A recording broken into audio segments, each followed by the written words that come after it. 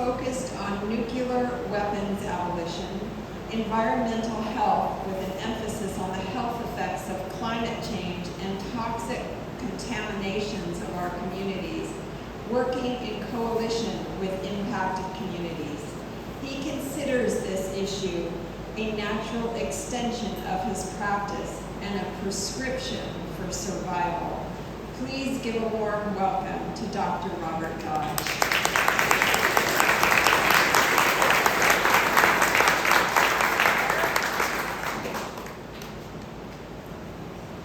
Thank you all for being here and for all the work that the local communities put into this. I stand here today both as a physician who has both seen, diagnosed, and treated kids and families with these types of conditions. Bear with me, I get emotional.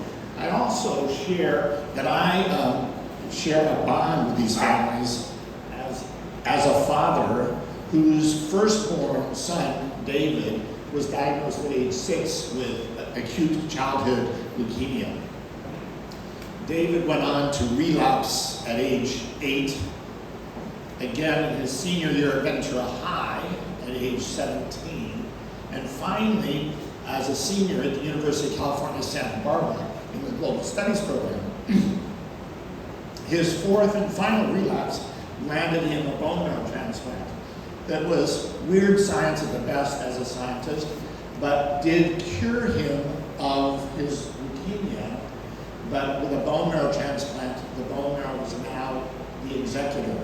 The bone marrow went on to reject David, who spent his final 9 months of life on a ventilator at Cedars-Sinai Hospital waiting for lung transplant. So no family should have to go through this ever. And so it is beholden upon us to make sure we get this lab cleaned up to background. Thank you.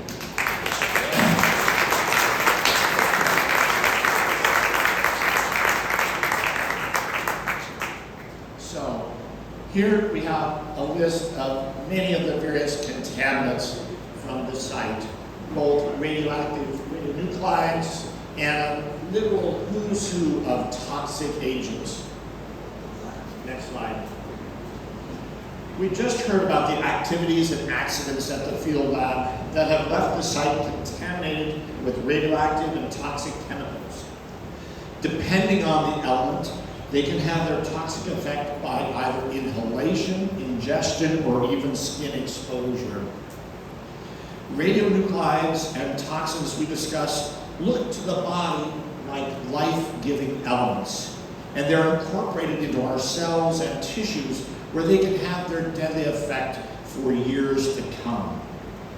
Here's a list of many of the prevalent radionuclides. When we look at some of the important ones, cesium looks to the body like potassium, or to any living organism. So it's rapidly taken in to our human body, where it can infect all areas of the body, to plants and wildlife. Strontium-90 is not a naturally occurring substance. It only occurs from nuclear explosions. And to the body, it looks like calcium. So it's taken up and incorporated into bones and teeth, particularly growing children's teeth, where it can go on for years and years to increase the risk of childhood leukemias. As Dan mentioned, plutonium-239 is probably the most toxic substance on the planet. A millionth of an ounce inhaled will cause almost 100% likelihood lung cancer and death. We're familiar with the half-lives of radionuclides, the time it takes for a radionuclide to decay to 1/2 of its original value. It's important to know about the hazardous lives. Hazardous lives are how long that element can continue to be toxic to the community and the world around. And that equates to roughly 20 half-lives. So on behalf of cesium, strontium-90, that have roughly 30-year half-lives, the hazardous life is roughly 600 years. So that's why when these polluters talk about, well, it's been a few years, it's been 65 years. These are contaminant for up to 600 years. Plutonium-239, again, has a half-life of 24,000 years, or a hazardous life of roughly 500,000 years. Next slide. The health impacts and risks of radionuclides have been based on the, quote, reference man. Unfortunately, sometimes in science and medicine over the years, we've had a little ageism, and sexism. The hypothetical reference man is a 20 to 30-year-old Caucasian male, and has traditionally been used in radiation protection regulations and guidelines. Unfortunately, the most impacted are children, women of childbearing years, and the elderly.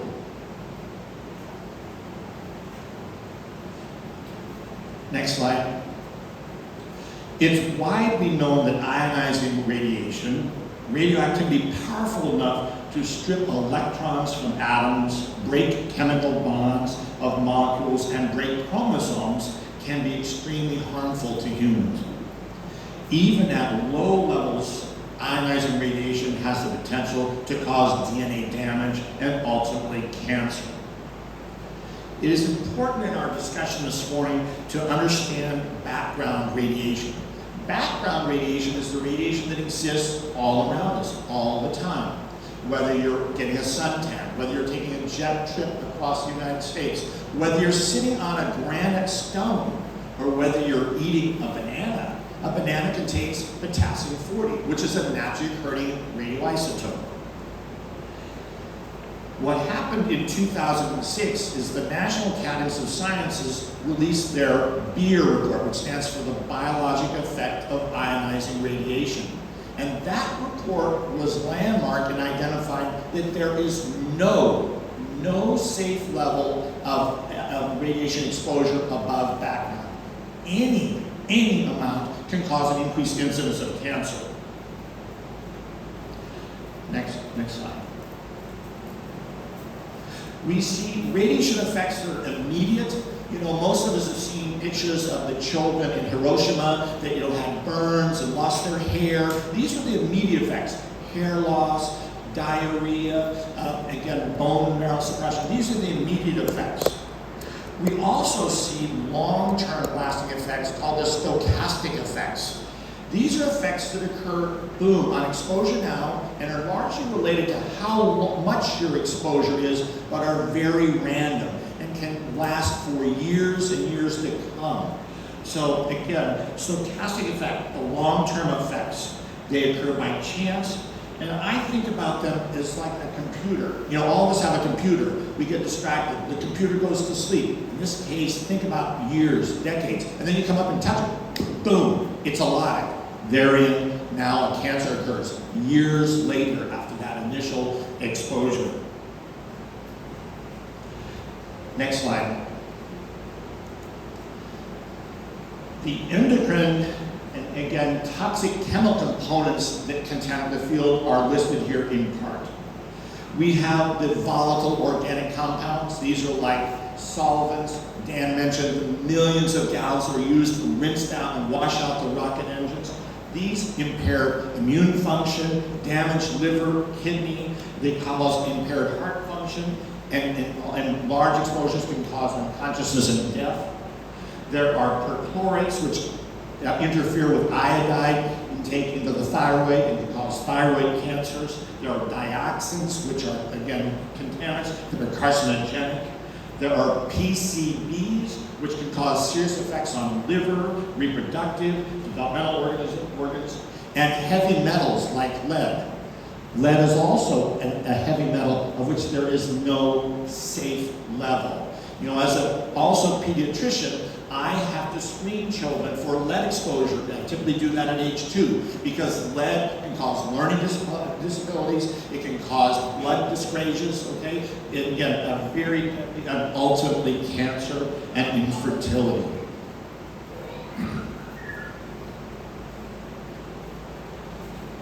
Next slide. Unfortunately, none of these contaminants remain on site, just as Dan has mentioned. The site is on a hill. Well, by gravity, things roll down the hill. Or when it rains, they wash down the hill. Or when it blows, they are disseminated across and aerosolized across the land. Or when there's a fire, like the Woolsey fire, which started on the site of the field lab, it is dispersed across the basin. This slide shows some of the off-site soil contamination that has been noted. And you can see, I don't, again, a busy slide, but just various toxins that have occurred through the years. Next slide.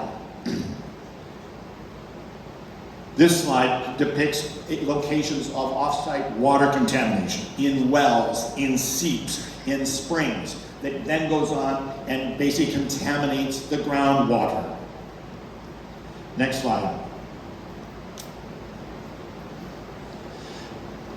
This shows the slide just, again, they're all busy and you don't need to focus. These are areas where we've seen off-site, again, surface water contamination in excess and violation of the Los Angeles River and Ventura County areas. And these, again, go on and leach into our groundwater, contaminating it for years to come. Next slide. Following the 2018 Woolsey fire, which I mentioned started on site, an independent study found radioactive contamination in the surrounding communities. And again, you can just spot these that occurred. And they went all the way out to the Santa Monica Mountains. Next slide. Dan already alluded to this, but again, one of the dreadful consequences is the rate of key cancers associated with contaminants on site within 2-mile proximity. It has been demonstrated that there is a 60% increase for those who live within 2 miles of the site than those who live greater than 5 miles away. This study, which was done for the United States Agency for Toxic Substances and Disease Registry, or ADSTR, was done by Professor Hal Mergitzer and demonstrated these cancers of thyroid, aerodigested, which again I mentioned, these can be inhaled or ingested. When that happens, it hits anywhere from the mouth, the oral cavity, the esophagus, the stomach, and then ultimately is concentrated and secreted out where it causes bladder cancers and can also cause blood cancers, leukemias, lymphomas, and multiple myelomas. Again, a veritable who's who of toxins. Next slide. Dan also mentioned the extensive multi-year epidemiologic study by the UCLA Public Health Department, which found increases in death rates among exposed workers on site, both of the lymph systems, lung, and blood systems. In another study done by Professor Cohen at UCLA, found evidence of toxic exposures in the off-site communities, which we've all heard about. Next slide. We're also aware of high rates of breast cancer in East Ventura County, as noted by the Breast Cancer Mapping Project. While none of these cancers can say, oh, this definitely relates, when you see these pockets and you know that the agents on site are associated with these types of cancers and illnesses, you have to question. As residents of this community, we all want and demand a cleanup of this site to background. Our elected officials over the years have long pledged to do so, yet, as we know, this has not started. And because of that, the health of our community and future generations continues to be at risk. Elected officials who do not support this cleanup should not be re-elected. And it is important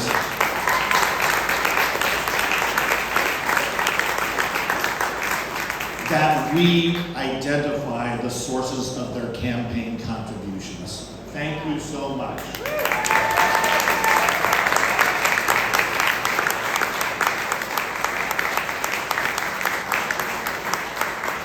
Thank you, Dr. Dodge. Next, I would like to welcome Lucia Marquez to speak about the environmental justice impacts. She is the Associate Policy Director for the Central Coast Alliance United for Sustainable Economy, otherwise known as CAUSE. Thank you so much.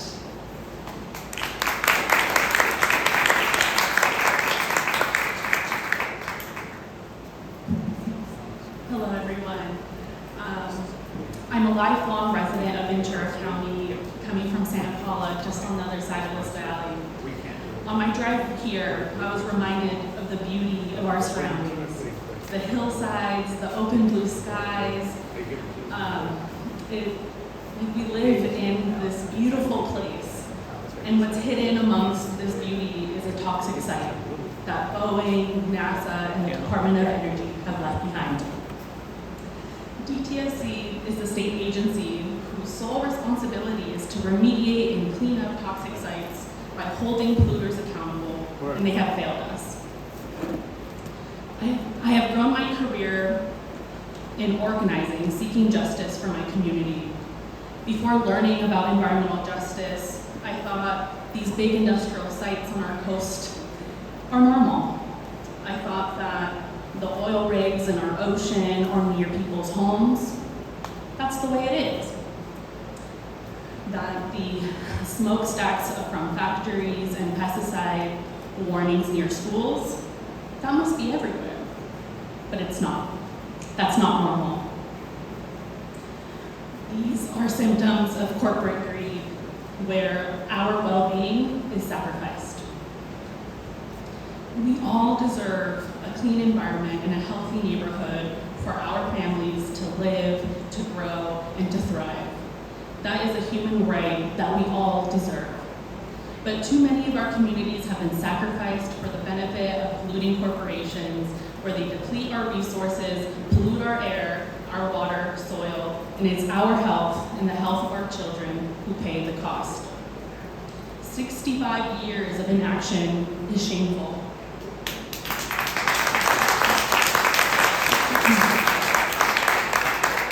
Our local representatives and government agencies have the responsibility to hold these polluters accountable and undo the harm that has continued to have life-lasting effects on families. And we know without a full cleanup to background, our lives will continue to be threatened.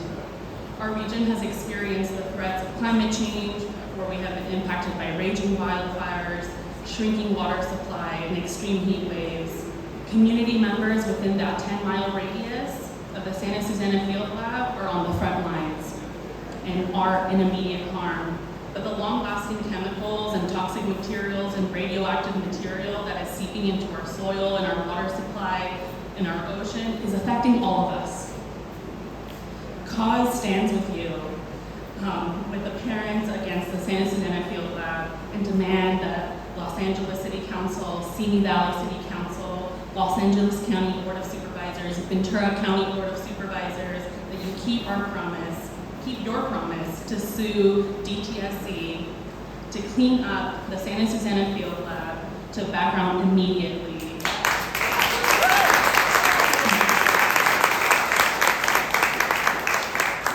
We don't want any more empty promises. We need you to act now.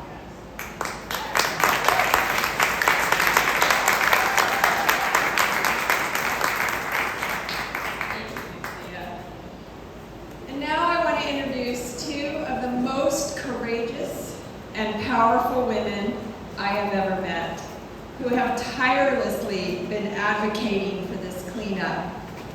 Their stories speak volumes to why we all need to join this campaign to get this site cleaned up.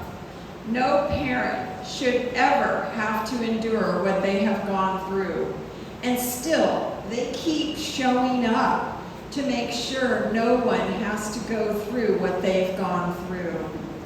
Please welcome Lauren Hammersley and Melissa Bumstead, two of the champions at Parents Against the Santa Susana Field Lab, who have deeply personal experiences with cancer.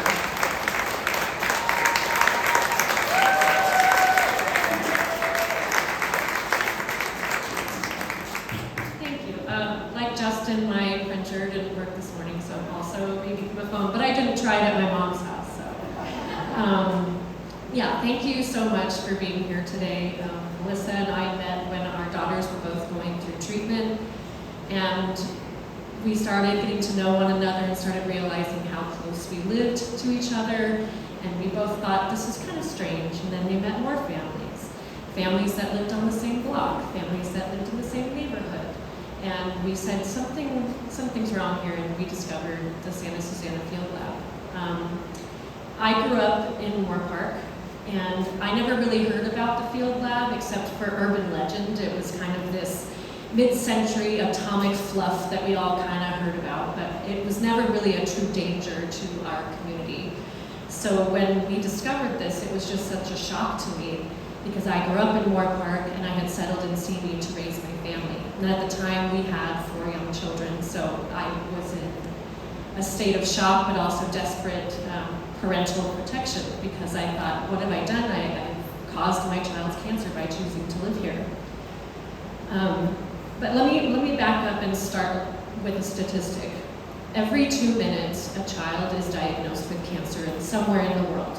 So that's about 700 families that hear the words, your child has cancer, every single day. But in our community, that statistic is higher. And, hold on, let me go back to where it was. Oh yes, so that is higher in our community. In April 2013, completely unaware of how widespread this disease really was and how the Santa Susana Field Lab was affecting our family, we became one of those families that heard those words. It was spring of 2013, and our family of 6 was kind of enjoying life, as every young family can. Our son Micah was 6, our daughter E was 4, Hazel had just turned 2, and we had a 5-month-old baby named Jonah. At the time, we thought our life was chaotic with 4 children, but we kind of had very little worries. We were growing up here in Ventura County where it was safe and beautiful and community-oriented. But on a Wednesday in April, our journey with childhood cancer began. Hazel, who had rosy round cheeks and a mop of curly hair, and a very, very broad vocabulary. Everyone thought she was 4 years old when she was 2. She always seemed older than she was. She was playing with me and her 4-year-old sibling, and out of the blue she began crying in pain, saying she had owies. She kept pointing to her stomach, to her back, to her diaper. She couldn't quite explain where, but she just said it hurt. By that Friday, she was still complaining of pain, but then was now extremely lethargic, wouldn't eat anything, and she spiked a very high fever. And my mommy instincts were telling me something was really wrong, but no matter how many times I called the pediatrician, it was just brushed off as a normal flu. Coffee. Thank you, Luke. Yes. But I knew something was wrong, and I demanded to see the pediatrician that Friday morning. And after a quick exam, I turned to the doctor and I said, I don't know why, but I think she has cancer. She said, no, that doesn't happen. This is probably appendicitis, maybe something with her liver, but she's extremely dehydrated, so go to the ER immediately. They did an ultrasound, and as a mom of 4, so 4 pregnancies, I was very familiar with how ultrasound should go. They were lingering too long, so I just knew. That evening, they told us that she had a Nerf football-sized tumor in her 2-year-old body, and it was categorized as stage 3 high-risk neuroblastoma. And she was treated at the stage 4 protocol. From that emergency room, we were transferred to Children's Hospital Los Angeles via ambulance, and we were really thankful that we caught it just before it started spreading. But like I said, she was still treated on the stage 4 protocol. And in those days and the weeks following that, we just kept asking ourselves, how are we going to do this? How can we care for 4 children when one is fighting for their lives? How can we give our precious baby chemo? How did this happen? And there was just so many how questions, how? And then we realized there really isn't a how. You just have to keep taking the step forward every single day, and that's what we're still doing now. Of course, our little Hazel made the journey through cancer much easier and brighter and lovelier than we could have ever imagined. She truly led us all in the fight, and I oftentimes found myself envious of her ability to just push aside the cancer and live life. She would play hide and seek in the halls while still attached to an IV pole, not realizing it was giving away a location.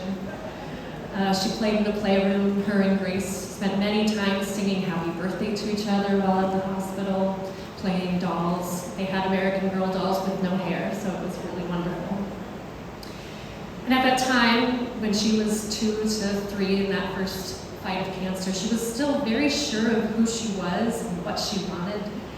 And she had a very strong will, as Melissa can attest to. And it was oftentimes a challenge to parent a 2-year-old like that, a 2-year-old who was going on 25.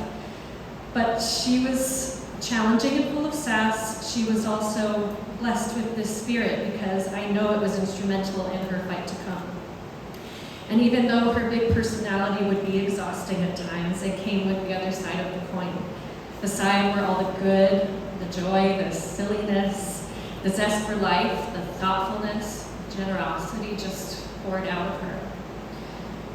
Now, almost immediately after her diagnosis, we began what would be 15 long months of treatment, including about 30 doses of chemo, an 8-hour tumor resection surgery, countless unplanned hospital stays, a stem cell transplant that led to such life-threatening complications, she ended up in the ICU in a coma for 4 weeks. And she just barely survived. But then she had to continue treatment. She did 20 doses of radiation and 6 months of immunotherapy that was only just developed because of some clinical trials. Oh, and she was also put on the drug Accutane. As a lot of you in this room know and have witnessed, Hazel never really let cancer get her down for long. She would feel and experience her feelings of fear and stress and pain and anguish, but she could quickly push it aside and get right back to being a kid. That's what these kids with cancer do. When she was inpatient, she hardly spent time in her room. Instead, she could be found, like I said, riding her IV pole, pumping chemo into her veins down the hospital halls, working at the nurse's station, making new friends, painting nails, all of the kid things. And the fact that she had no doubt that she was going to kick this cancer in the butt, as she used to say, made it easier for us to believe it. And it was in June 2014 that she was finally declared cancer-free, and she left that inpatient floor for what we thought would be the last time. Then her baby sister Zoe was born 2 months later, so that was now 5 kids. But our family got to enjoy a life free of cancer for a glorious 2.5 years. And during that time, she really got to live. She didn't waste a single moment. She woke up eager to go to school, enjoyed her newfound ability to read, sang and dance to her heart's content, and she was built serious and lasting relationships with friends and family, and she dreamed about the future. And she did everything in her power to make those dreams come true as quickly as possible. She grew older, the realization of the amount of support she had from around the world began to dawn on her. She was always so thankful for all the prayers, and she was excited to share all of her progress, especially on Facebook. But in August 2016, just a few days before she started kindergarten, our world was shattered once again when her scans revealed that her cancer had returned at just 5 years old. And that relapse was really hard. I was terrified and we were all exhausted, but Hazel somehow kept going. Just as she did before, she faced everything and trusted in us to be by her side. And in many ways, she was excited to be back at the hospital. Melissa can attest, it became our second home. She kept saying, I can't wait to spend the night at the hospital in my own room and see all the nurses. In July 2017, almost after a year of trying different treatments, the news came that Hazel beat cancer for a second time. And to be honest, we were in shock because currently there's no known cure for relapsed neuroblastoma, and the survival rates are bleak. So we were really thankful for another chance at a cancer-free life, and we spent that summer in 2017 the same way we spent her previous remission, living each day like it could be her last. But it was only a few short months later when it was discovered that her cancer returned for a third time. The reality that we could lose our daughter was becoming more possible with each passing day, and although this third battle was really hard on her, causing a lot of pain and frustration, exhaustion and complications, she still found time to grow and live. She grew into such a well-rounded person, it's hard to believe that she was only 7 years old. Of course, much of the time she acted like the young girl that she was, singing and dancing to her favorite Taylor Swift songs, watching Liv and Maddie on the Disney Channel, fighting with her sibling over who gets to be the mommy in the pretend game of family. But there was also this deeper, soulful side to Hazel. She would just it would come out to kind of a select few of us, and Melissa was one of them, and it made it obvious that she was beyond her years. She could spend hours sitting by herself, drawing pictures of unicorns and birthday cakes in her sketchbook. And she always put family time above all else, instinctually understanding how precious and valuable it was. She once told us, referring to our family, that nothing can stick us apart because we always stick together. And that's what I want to do now. We often found her deep in contemplation, but reluctant to share her thoughts with us. And then weeks later, it would be 11 o'clock at night, and she would hit us with these tough existential questions about God, about death, about how the natural world worked. One night at the hospital, Hazel wanted to know about how our bodies worked, and I gave her a 2-hour anatomy lesson. In March of 2018, we got the news on a Wednesday that Hazel's cancer had spread beyond what was treatable, and we had very little time left. And only 2 days later, she was gone. The days leading up to her passing were a whirlwind, but those days were surprisingly wonderful, because for the first time in weeks, she was pain-free, and she was still our little Hazelette to the very end, talking to us till her very last breath. She spent her last 2 days living and laughing with her family and friends surrounding her, and she kept saying things like, "I want to stay awake, I don't want to miss the party." But even while in between waking and sleeping, she poured out her soul in a way that she never had before. She shared her thoughts and visions, which she usually kept close to her heart and in her head. She spoke of being surrounded with kittens and puppies. She sang songs and was experiencing what we believed to be a little slice of heaven. One of the last things she said was that the butterfly came back to us because it missed us, but now it's home where it belongs. And I feel like Hazel is that. And I miss Hazel every day, obviously. And I can't say for sure whether or not this Santa Susana Field Lab caused Hazel's cancer, although I'm pretty sure that it did. I do know for certain it caused someone's cancer. And this is just one of many stories of many children fighting cancer.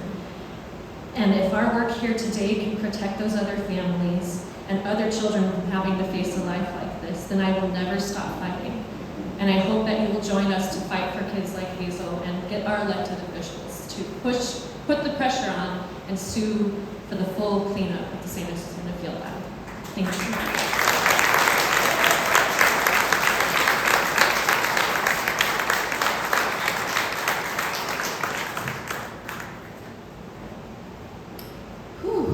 Right? Yeah. You know, I bet you're wondering, how can she say that so calmly? And it's because we're cancer moms, and we have other cancer parents here today. And we've got some people just finished treatment, cancer survivors. You have to. You have to learn how to get through. And, you know, this is not representative of how she might be tonight. But we get through it. And this story is too important. We have to tell it. And as moms and women, I'll just be frank here. It's my job today is to be frank with y'all. We have learned that in this fight, we have to keep it together, or we're not taken seriously. It's a very difficult environment, being women, being emotional creatures that we are meant to, but especially as women, we have to tell our stories again and again and again to try to get people to understand that we are not statistics. Our community, we are real people. And when I go out into my community, it's not just at the children's hospital. I go to get my hair cut. Oh, her son had cancer. I go into the grocery store. Oh yeah, we just finished cancer in my family. I mean, everywhere I go. I live in West Hills. Lauren is from Simi Valley. It is throughout our community, and it is not just cancer. Can we have the next slide?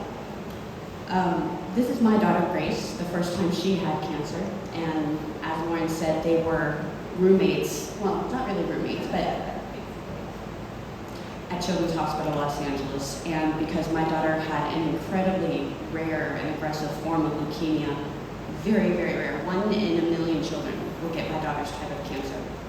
And they spent huge amounts of their lives living at Children's Hospital Los Angeles, playing in the playrooms together when they were healthy enough, you know, recording messages, and we would send them down the hall to each other when they weren't well enough to play in the playrooms together. They became very close.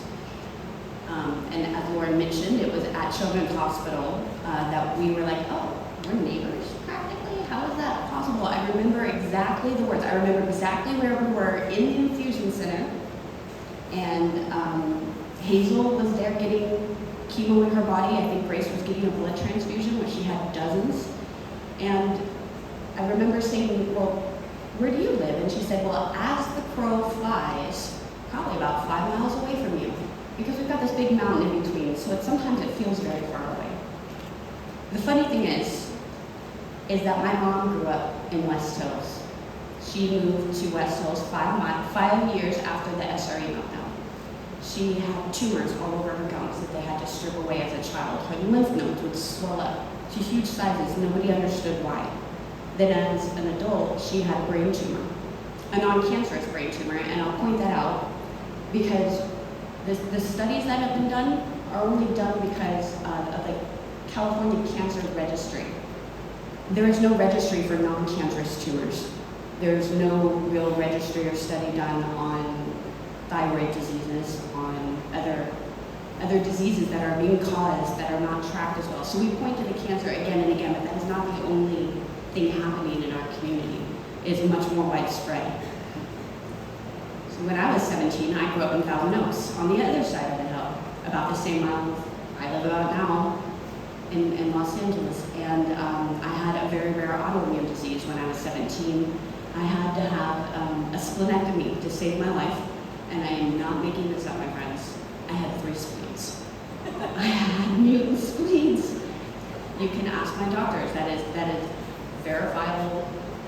And they said they'd never seen anything like that. The thing that is shocking about my mom and me is that nobody ever talked about the Santa Susana Field Lab. Everyone thought it was urban legend. Couldn't be as bad as they those rumors we heard. And there is a deep belief in our society that if it wasn't bad, they wouldn't let us live here. And as Marie Mason told me once, there is no they. There is no they. We were allowed to live there. My mom grew up playing in the streams coming off the Santa Susana Field Lab. I grew up hiking in the hills of Simi Valley all the time. The thing I didn't know then, and science is just now starting to come out with Dr. Mary Olson, is a world-renowned biologist. And she's doing studies on radiation and how when a woman is exposed, and I'm going to give you a little biology here, we already have our eggs, right? That means that our eggs can be impacted by the radiation. What does that mean? That means that our children, before they're even born, are being exposed to radiation and toxic chemicals. So sometimes the disease that we see in our community is not even from the first generation, or not from an immediate exposure. It can be from a previous generation's exposure. That science is important to understand because you've probably heard some pushback.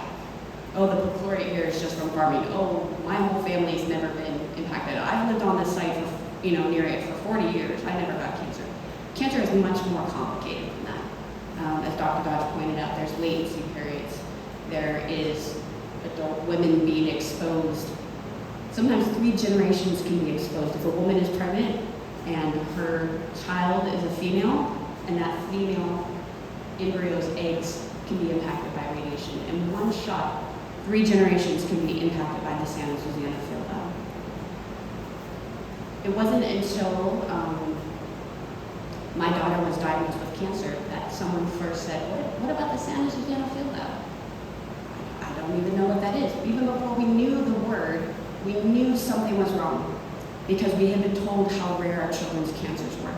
And we knew that in America, every year, 15,000 children are diagnosed with pediatric cancer out of 72 million children. That's how rare pediatric cancer is. So you shouldn't have a kid in treatment down the street from you, behind the high school, at the park, and everywhere we went. Not in the hospital, out of the hospital. We were meeting other families whose kids were in treatment with ours.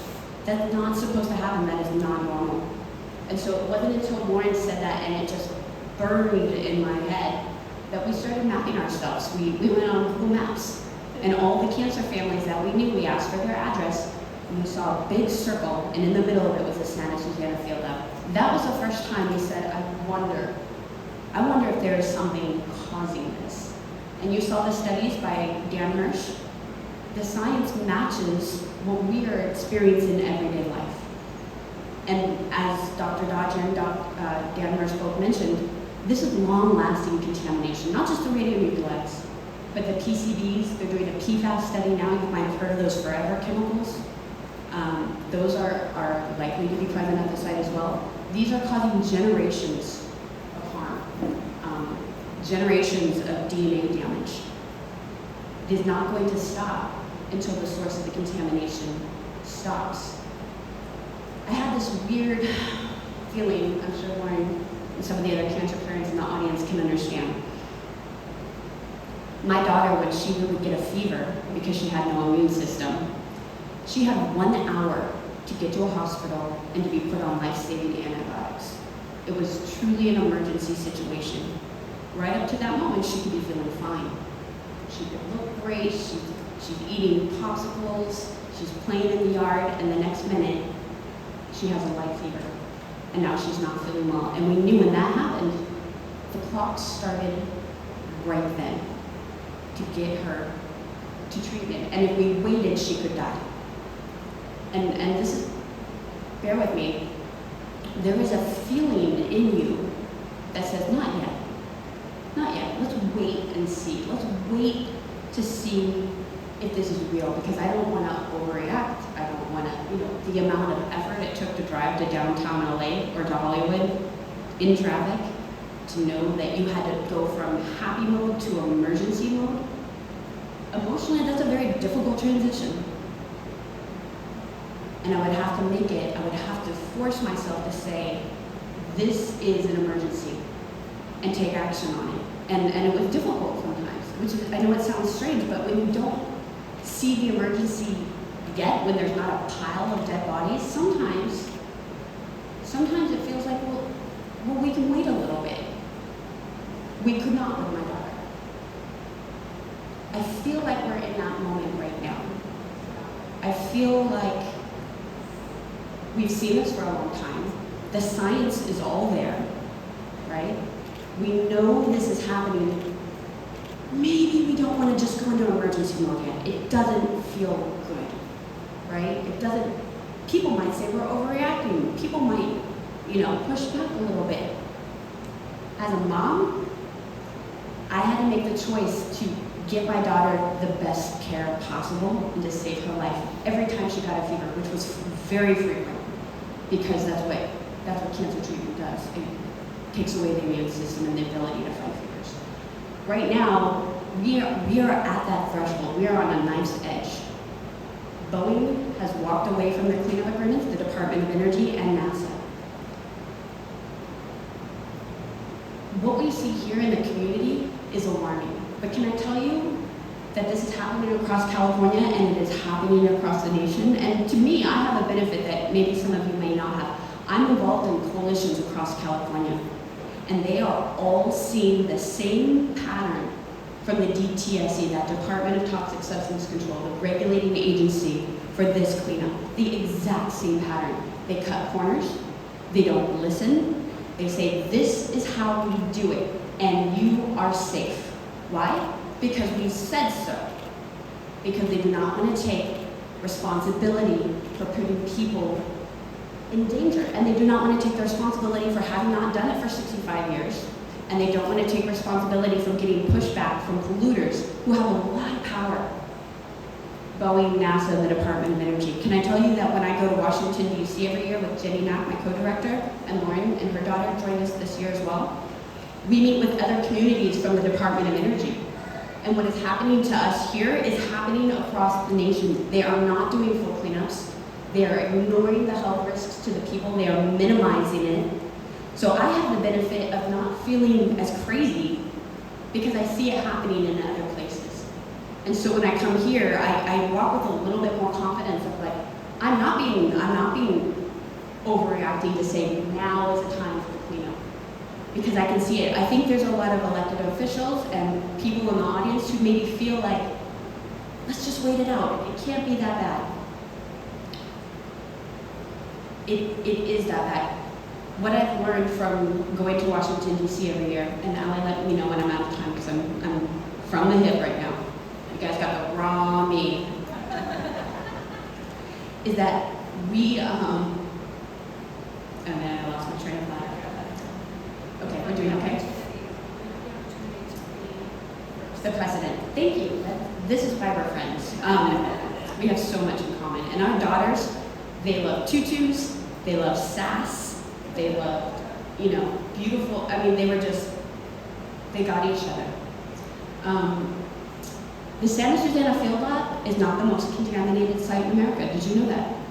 It feels like it. It feels like it. We're one of the most volatile sites in America because our contamination is all fallout. It's loose in the soil and in the groundwater. In other places, they might have it in vaults. Those vaults might be leaking. People don't live right next to it. Here we do.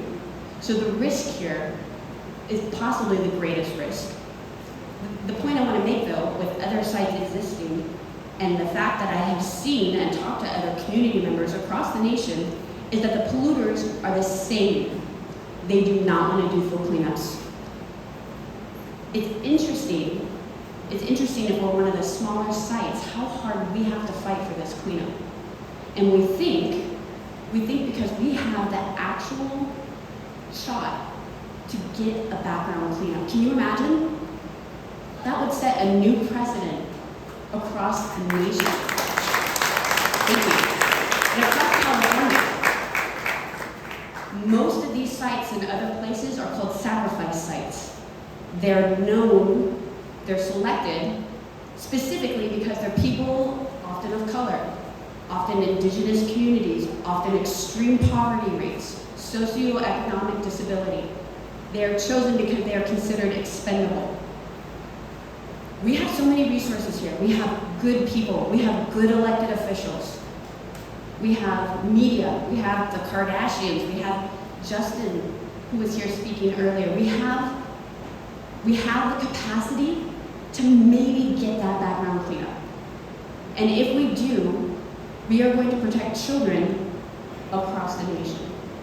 Because I can tell you, now that we get a lot of people contacting us now, not just here locally, but across the nation and saying, I didn't realize that I lived next to a Superfund site. Now I'm starting to see all the kids in my community, you're right, we do all live next to a Superfund site. If I were to guess, and I do not have a scientific study to show this because there's not enough studies being done on pediatric cancer right now, we might only have cancer clusters for some of these rare cancers across America. The other point I want to make out before I end, and thank you guys again for being here. I know it's a lot. I know it's a lot to take you to get here. Some of you traveled very far. Emotionally, this is hard information to deal with. A few weeks ago, we saw another child get diagnosed with neuroblastoma in Simi Valley. That cancer only has 300 incidences in America every year. We know dozens of children in this community, specifically with neuroblastoma. That is statistically impossible unless there is a cause. And I will say that very few children survive neuroblastoma. After the Woolsey fire, we found over 30 brain tumors in our community, brain cancers. Many of them had an inoperable, completely lethal brain cancer. And they did not make it. Many of them did not make it. It will continue to happen until the site gets cleaned up. So we need to push ourselves and say it's time to declare an emergency. We should not wait anymore. There is every day children are being exposed, women are being exposed, men are being exposed, every day. And the longer we wait, the more expensive it becomes. The more expensive it becomes to our community, the more breakdown there is in our community from the pain that we have to suffer. So I'm asking you today, whether you're an elected official or whether you're a citizen, a resident, we all need to step up and we need to protect our community and we need to say the time for action is now.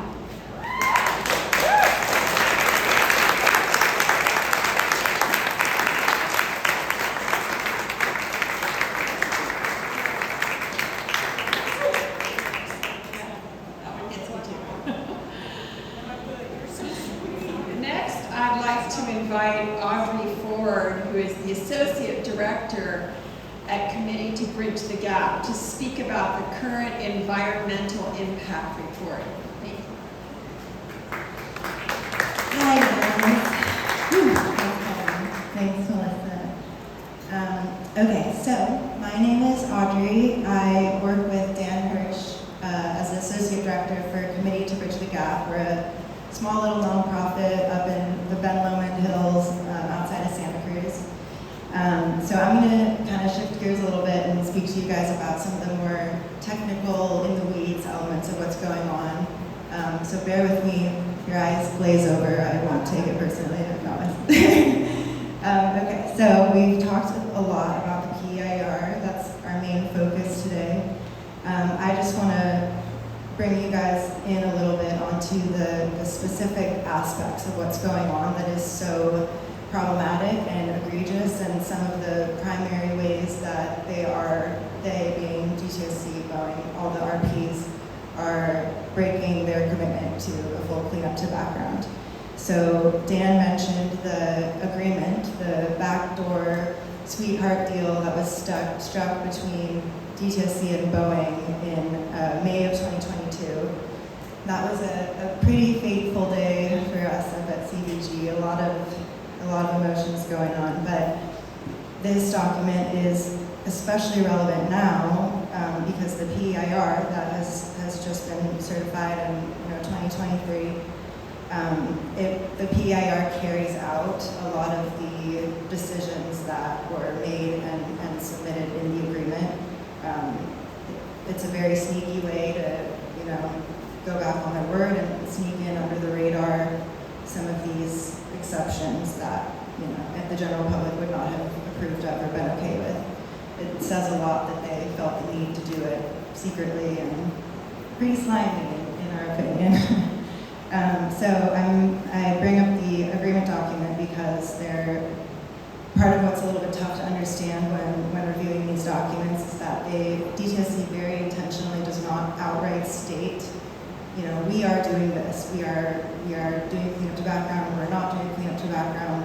A lot of the times, the work that we do at CBG or at the Committee to Bridge the Gap, is kind of analyzing these different documents alongside each other and then piecing together the very vague and evasive language that they use to try to understand, okay, what are they actually saying? What are they committing to doing? So I'm going to talk about three of the kind of, I think, easier to grasp, more tangible and still important issues that have come up that were made clear after the PEIR came out. So the first one I want to talk about is very blatant, very easy to understand. The PEIR simply exempts, there is absolutely no possibility of a cleanup to background as it is currently presented in the PEIR. There's accompanying documents called RFI reports. Won't get into that, but as we know, there are a number of different cleanup standards or scenarios that they're contemplating cleaning the site up to. One of those standards was the rural residential standard. That means cleaning up the site to the standard that somebody could farm and live full-time on the property without, significant risk to their health. That's the closest standard that was on the table to background. It has now, it's just gone. In the RFI reports, it was listed, had its whole little section, rural residential. In the new RFI reports that have come out now, it's completely taken off the table. So that was struck. That was our closest option that we had to begin with. Then when we're looking back at the PEIR, from our analysis, in at least 3 different places, it says explicitly a cleanup to background is no longer an option. There's a section that's titled, here I have the direct quote, it's pretty crazy. There's a section that's titled Alternatives Considered and Rejected. And it's a long quote, I'll just read the first little sentence, but, quote, an alternative to cleanup to background levels in areas 1 and 3, which are 2 of Boeing's areas of responsibility, was considered but eliminated from further analysis. So it doesn't get much more clear than that. Their reasoning, again, is vague and wishy-washy. They claim that a comprehensive cleanup would have too high of an impact. So the logic there is that in order to make it clean and livable for biological vectors, humans, animals, plants, all that, it'll take too much work to make it clean enough for them to live, and it'll affect them less if we just let them live in this incredibly toxic environment, which is obviously worse than having a few trucks drive by and disturb some dust. And it's a very sneaky way to try to convince the public, scare people off. A full cleanup will be too much, it'll impact your lives in all these ways. What they're not saying is the impact that no cleanup will have. They're not admitting the impacts that it's currently having. Anyway, so there's no question about that. There's at least 3 different places we've identified in the PEIR that blatantly states we have dismissed this as an option for one of our cleanup alternatives.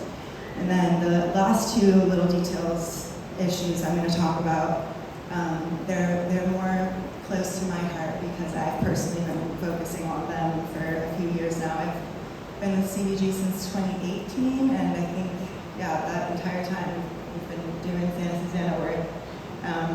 So these 2 issues relate to cleanup standards. I'm not sure how familiar everyone is with risk-based screening levels versus background threshold values, but the upshot is what we are hoping for is cleanup to background. That means returning the site to the state that it would have been prior to any industrial activity, prior to contamination, all of that. Not asking for some type of pristine situation. The appropriate way to do it is you measure levels of different contaminants or chemicals in the site prior to industrial activities, and we just simply want to bring it back to what it was before we put our human staple all over it. So that's background threshold values. That's what we're hoping for. The other alternative that we see everywhere is called a RIBSOL, risk-based screening level, and that is essentially a range of limits that are determined based on what is an acceptable risk. So hopefully that's clear. There's a couple of little aspects of that are easy to miss but still really important. There's one little sentence in the PEIR that says, in any case where the risk-based screening level is less protective than background, so meaning the background would protect biological vectors better, the risk-based screening level is a higher level, it'll be more damaging to local wildlife and people. In every case where that is true, you must select the less protective standard. I know, right? It's crazy. So of all of the options, we have background threshold values, we have risk-based screening levels, and there's another weird one called lookup table values, we don't have to think about that. But they compare the limits for each chemical at each one of those standards, and whichever one is the least protective, they pick that one. And that's blatantly written out. There's a 3-step process. It says if this, then that, if this, then that. In every case, they want to get away with the maximum contamination. So that's one element, and then this one, maybe the most technical, stick with me, this is the one that I've been working with for a long time. There's this issue of when we're talking about ecological risk-based screening levels. So we have human risk-based screening levels, ecological risk-based screening levels. They're different, obviously, because, animal communities live on the site, they have different habitats, are exposed to different pathways, drinking water, eating foliage, whatever. So they have this whole separate set of ecological risk-based screening levels. Those ones, within that category, there are 2 delineations. There are risk-based screening levels that they have admitted will show adverse effects. So when exposed, these animal communities, plant communities, humans, they have measured, documented negative impacts from being exposed at these levels. There's another category that there is no documented impact at those levels. They have made it clear that they are requiring to choose the higher one, where they're admitting that they have measured data, they have tables you can look at in these documents that say, at this level of exposure with cadmium or whatever, name the contaminant of your choice, there's 300. It will result in 50% reduced production in the local, Bell's Vireo bird population. So they are admitting to these negative impacts, and then still they're saying, but anyway, we're going to choose those because it's the higher one, it requires less cleanup. They are getting away with that by using really confusing language. They have about 4 different ways of describing and defining these 2 categories, which simply mean it will hurt us or it won't. And they refer to it differently across all these documents. So, I mean, it should not be it should not be the public's responsibility to go sift through these thousands-page documents, comparing definitions, trying to understand something you would need a science degree for, and then blaming the public for, you should have known better, or, it's out there, it's information. It's just the most corrupt, slimy way that you could possibly do this. So those are the 3 main kind of, in my mind, they stand out a lot. They're very easy to read in the text, see directly there, and see they are committing to doing these things, and they're obviously corrupt and criminal. So just to end with a little personal note, as I said, I live up in Santa Cruz now with CBG's in Ben Lomond, which is right outside of Santa Cruz. And I moved out there to go to UC Santa Cruz. I studied marine biology, all that. I found Dan and have been blessed to be able to work with him. He's incredible. But I grew up right over here. I grew up in LA County. My cousin has a little 3-year-old baby. She lives in Simi.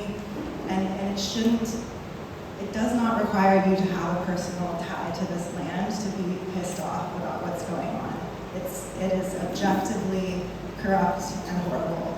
So many of us do have personal ties. That's a beautiful thing. It gives you extra fire, but you don't need that to see what's going on and to see how terrible it is. And as Melissa pointed out, if we're able to do this, if we pull this off, this will set a precedent for every Superfund cleanup across the nation moving forward.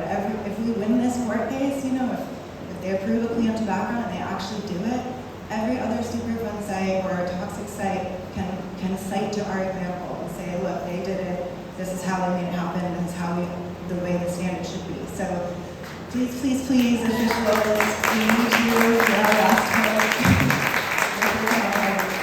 And again, I know that was a little bit dense, so I'll be around if anyone has follow-up science questions. Thanks for being here. Thank you, Audrey. I'd like to invite Melissa and Jenny Knack, another co-director of Parents Against Santa Susana Field Labs, to give out a few awards. Yeah. This is the fun part, you guys. You know what? Let's just stretch for a second. Can you all just stretch for a second? I know. I'm trying to think anything to do, but I need it. You don't really need it. Let's go down a little. This is a lot of information, and Jenny and I we're not scientists. We have to deal with this all the time. It gives us migraine headaches. You guys have been sitting here in a warm barn. I commend you. Let's give you guys a round.